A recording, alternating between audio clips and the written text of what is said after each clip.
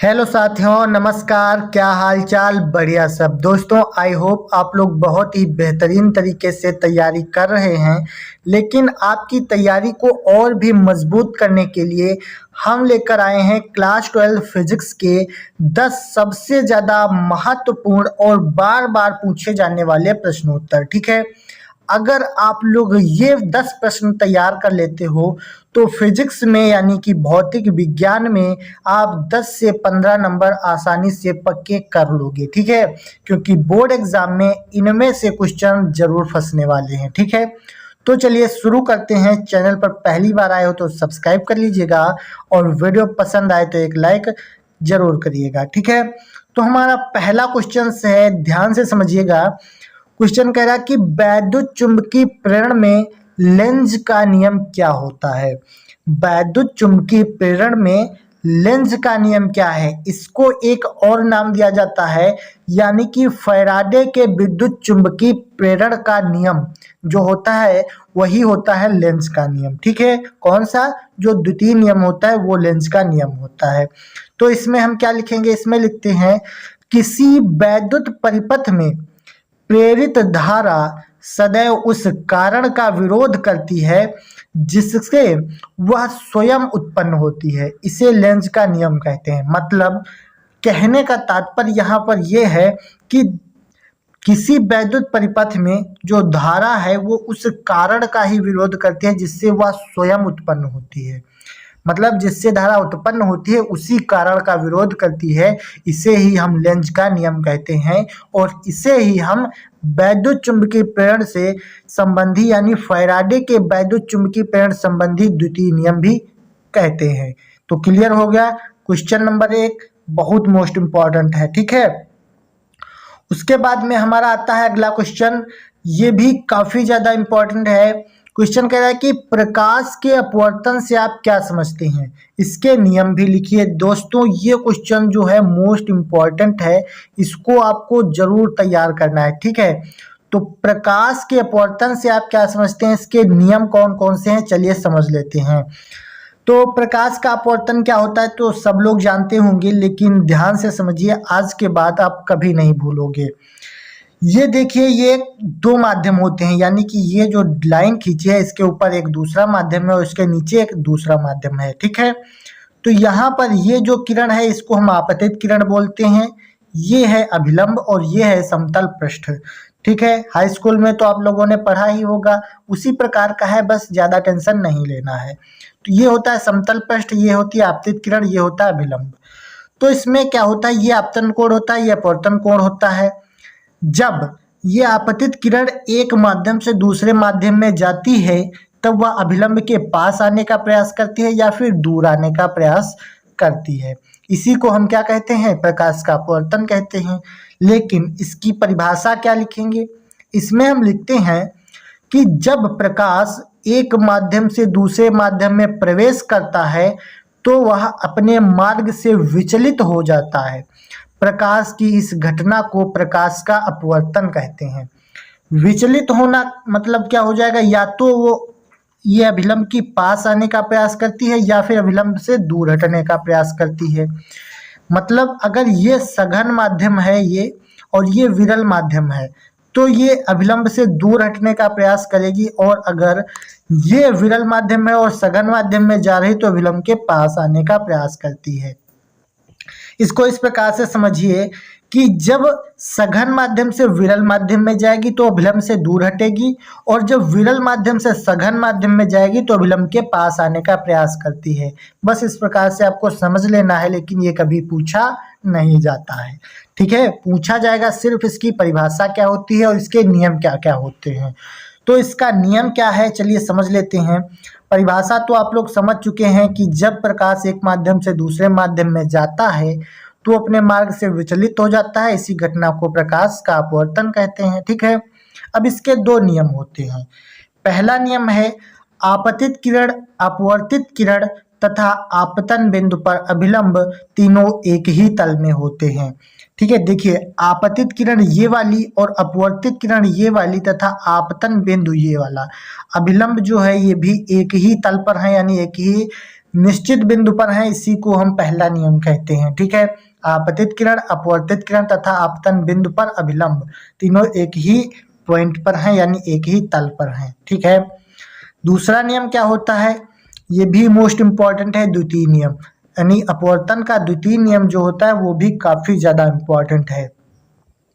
तो द्वितीय नियम क्या होता है, इसमें लिखते हैं, किन्हीं दो माध्यमों के लिए एक निश्चित तरंग दैर्ध्य अथवा रंग के प्रकाश के लिए आपतन कोण की ज्या साइन आई तथा अपवर्तन कोण की ज्या साइन आर की निष्पत्ति एक नियतांक होती है। यहाँ पर कहने का तात्पर्य ये है कि दो माध्यमों में एक निश्चित तरंग दैर्ध्य या निश्चित रंग के प्रकाश के लिए आपतन कोण की ज्या साइन आई तथा अपवर्तन कोण की ज्या साइन आर की निष्पत्ति एक नियतांक होती है। इसका मतलब यहाँ पर हो जाएगा साइन आई बटे साइन आर, साइन आई बटे साइन आर बराबर क्या हो जाएगा, नियतांक हो जाएगा। क्या हो जाएगा, नियतांक। ठीक है, अगर आप लोग ये याद कर सकते हैं तो ये सूत्र याद कर लीजिए, नहीं तो यहाँ पर एक अन्य सूत्र जो बनता है वो इधर देख लीजिए, n बराबर क्या हो जाएगा, साइन आई बटे साइन आर हो जाएगा। ठीक है, ये एक सूत्र होता है अपवर्तनांक निकालने के लिए, और ये सूत्र होता है साइन आई बटे साइन आर बराबर नियतांक, इसका द्वितीय नियम। ठीक है, क्लियर है। तो प्रकाश के अपवर्तन से कोई भी क्वेश्चन आएगा आप लोग छोड़ोगे तो नहीं, प्रॉमिस कीजिए। ठीक है, तो नीचे कमेंट करना है कि यस सर, आज के बाद हम कोई भी क्वेश्चन नहीं छोड़ेंगे, कुछ भी आए आपको यही लिखना है। ठीक है, क्लियर हुआ। अगर अभी तक वीडियो को लाइक नहीं किए हो तो वीडियो को लाइक जरूर कर दीजिए। ठीक है, क्योंकि बहुत ज़्यादा मेहनत लगाकर आपके लिए ये वीडियो बनती है। ठीक है, चलिए आगे बढ़ते हैं। उसके बाद में अगला क्वेश्चन दिया गया है, बहुत ज़्यादा इम्पोर्टेंट है, ये भी काफ़ी बार पूछा गया है, तो यहाँ पर भी इम्पोर्टेंट लिख देंगे। क्वेश्चन है, किरचॉफ का प्रथम नियम अथवा धारा नियम क्या होता है। ये क्वेश्चन पूछा जाता है इस प्रकार से, किरचॉफ का धारा नियम क्या होता है। ठीक है, तो धारा नियम क्या है ये आप लोग भी समझ लीजिए। इसमें हम लिखते हैं कि किसी वैद्युत परिपथ में किसी संधि पर मिलने वाली धाराओं का बीजगणितीय योग शून्य होता है। क्या कहा गया कि किसी वैद्युत परिपथ में किसी संधि पर मिलने वाली धाराओं का बीजगणितीय योग शून्य होता है। मतलब क्या हो जाएगा, सिग्मा आई बराबर क्या हो जाएगा, सिग्मा आई बराबर यहाँ पर 0 हो जाएगा। ठीक है, मतलब किसी संधि पर मिलने वाली धाराओं का बीजगणितीय योग शून्य होता है। मतलब यहाँ पर हो जाएगा I1 plus I2 plus I3 बराबर I4 यानी कि प्लस I5, इस प्रकार से। ठीक है, तो ये एक सूत्र होता है, इससे आप न्यूमेरिकल लगा सकते हैं या फिर आप इससे इस सूत्र से यानी कि ये परिभाषा बना सकते हैं। मतलब किसी संधि पर मिलने वाली धाराओं का बीजगणितीय योग शून्य होता है। ठीक है, इस प्रकार से आपको बनाना है, लेकिन इसका डायग्राम हमने ऑलरेडी बनाया हुआ है जब हमने किरचॉफ के नियम पढ़ाए हैं, तो वो आप लोग देख लीजिए, तो डायग्राम वगैरह भी बनाना सीख जाओगे। फिलहाल आपको ये सूत्र याद रखना है और ये परिभाषा याद रखनी है। ठीक है, नेक्स्ट क्वेश्चन है काफी ज्यादा इंपॉर्टेंट क्वेश्चन दिया गया है कि किसी चालक के विभवांतर तथा अनुगमन वेग के बीच संबंध स्थापित कीजिए। कह रहा है कि विभवांतर तथा अनुगमन वेग के बीच संबंध बताइए क्या होता है।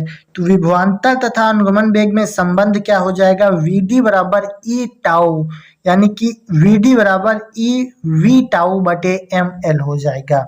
यहाँ पर टाउ क्या होता है, श्रांति काल होता है। Vd क्या होता है, अनुगमन वेग होता है। V क्या होता है, विभवांतर है। E इलेक्ट्रॉनों की संख्या है और ml का मतलब मिलीलीटर होता है। ठीक है, यहाँ तक आप लोग समझ चुके हैं। तो विभवांतर तथा अनुगमन वेग में संबंध हो जाएगा Vd बराबर E V tau upon ml।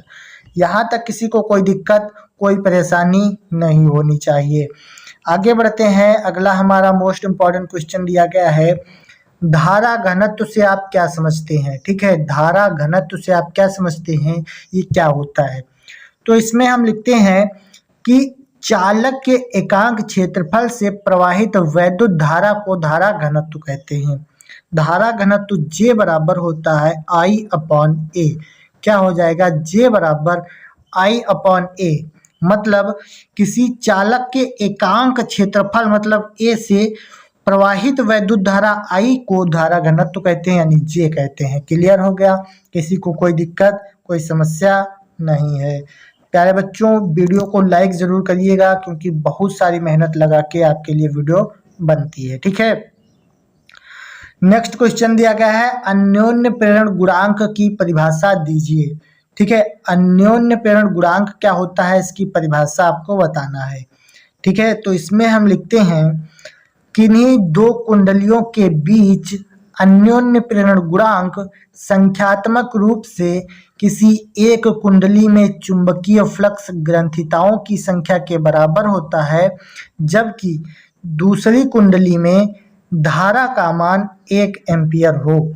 यहाँ पर कहने का तात्पर्य ये है, ध्यान से समझ लीजिए, कह रहा कि दो कुंडलियों के बीच अन्योन्य प्रेरण गुणांक संख्यात्मक रूप से किसी एक कुंडली में चुंबकीय फ्लक्स ग्रंथिताओं की संख्या के बराबर होता है, जबकि दूसरी कुंडली में धारा का मान 1 एम्पियर हो। क्लियर है? कुछ भी नहीं है इसमें, बस आपको परिभाषा याद करने की जरूरत है। ठीक है, अगला क्वेश्चन है मोस्ट इम्पॉर्टेंट, ये भी काफी बार पूछा गया है, इसलिए इसको भी ध्यान से समझिएगा।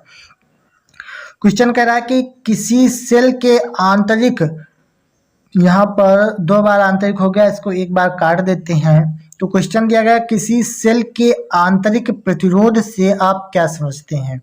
ठीक है, आंतरिक प्रतिरोध का मतलब होता है सेल के भीतर या सेल के अंदर। ठीक है, तो इस प्रकार से आप समझ सकते हैं, सेल के अंदर वाले प्रतिरोध से आप क्या समझते हैं, या सेल के भीतर वाले प्रतिरोध से आप क्या समझते हैं। ठीक है, तो जैसे यहाँ पर हमने लिखा है कि सेल की दोनों प्लेटों के बीच, यानी सेल के भीतर, क्या कहा गया, सेल की दोनों प्लेटों के बीच वैद्युत धारा के प्रवाह में धारा आयनों द्वारा उत्पन्न अवरोध को सेल का आंतरिक प्रतिरोध कहते हैं। क्या कहा गया कि सेल की दोनों प्लेटों के भीतर, यानी सेल की दोनों प्लेटों के बीच वैद्युत धारा के प्रवाह में धारा आयनों द्वारा उत्पन्न अवरोध को सेल का आंतरिक प्रतिरोध कहते हैं। ठीक है, यहाँ तक किसी को कोई दिक्कत, कोई समस्या तो नहीं है? अगर किसी को कोई भी जरा सी भी डाउट है तो नीचे कमेंट कर सकते हो। ठीक है, तो उसके बाद में हमारा अगला क्वेश्चन आता है, काफी ज्यादा इम्पोर्टेंट है। क्वेश्चन दिया गया है कि किसी लेंस की क्षमता से क्या तात्पर्य है, इसका मात्रक लिखिए। ठीक है, लेंस की क्षमता क्या होती है, इसका मात्रक भी आपको लिखना है। ये सारे क्वेश्चन हर बार आते हैं, इसलिए इसको जरूर तैयार कर लीजिएगा। ठीक है, तो लेंस की क्षमता में हम लिखते हैं, किसी लेंस की क्षमता P लेंस की फोकस दूरी के व्युत्क्रमानुपाती होती है। मतलब लेंस की क्षमता जो है P से डिनोट करते हैं, और ये फोकस दूरी के व्युत्क्रमानुपाती होती है। मतलब P बराबर 1/f हो जाएगा मीटर में। ठीक है, अगर ये सेंटीमीटर में होगा तो 100/f हो जाएगा, ये आप लोग याद रखिएगा। और लेंस की क्षमता का मात्रक डायोप्टर होता है। यहाँ तक सभी बातें क्लियर हो चुकी हैं, किसी को कोई दिक्कत, कोई समस्या तो नहीं है। ठीक है, आगे बढ़ते हैं। अगला हमारा क्वेश्चन है, लेंस की क्षमता किसमें अधिक होती है, यानी होगी वायु में या जल में? तो आप बताएंगे वायु में लेंस की क्षमता अधिक होती है। इस प्रकार से क्वेश्चन कभी कभी 1 नंबर में पूछ लेता है। ठीक है, नेक्स्ट क्वेश्चन जैसे दिया गया है, एकल गोलीय पृष्ठ पर प्रकाश के अपवर्तन का सूत्र लिखिए। तो एकल गोलीय पृष्ठ पर प्रकाश के अपवर्तन का सूत्र ये होता है NV-1/u, यानी कि N/V - 1/u बराबर N-1/r। ठीक है, तो एकल गोलीय पृष्ठ पर प्रकाश के अपवर्तन का सूत्र ये हो जाएगा N/V - 1/u बराबर N-1/R। ठीक है, तो उम्मीद करते हैं हमने बहुत सारे इंपॉर्टेंट क्वेश्चंस को कवर कर लिया है। अगर आप लोग ये सारे क्वेश्चंस तैयार कर लेते हो तो कम से कम 10 नंबर और ज़्यादा से ज़्यादा 15 से 20 नंबर आप लोग तैयार कर लोगे। ठीक है, तो इस वीडियो को अगर यहाँ तक देख लिए हो तो लाइक कर दो, और चैनल पर पहली बार आए हो तो सब्सक्राइब कर लो, ताकि आने वाली वीडियोज़ आपको मिलती रहें। चलिए हम मिलते हैं अगली वीडियो में, तब तक के लिए जय Hind, Vande Mataram, take care, bye bye.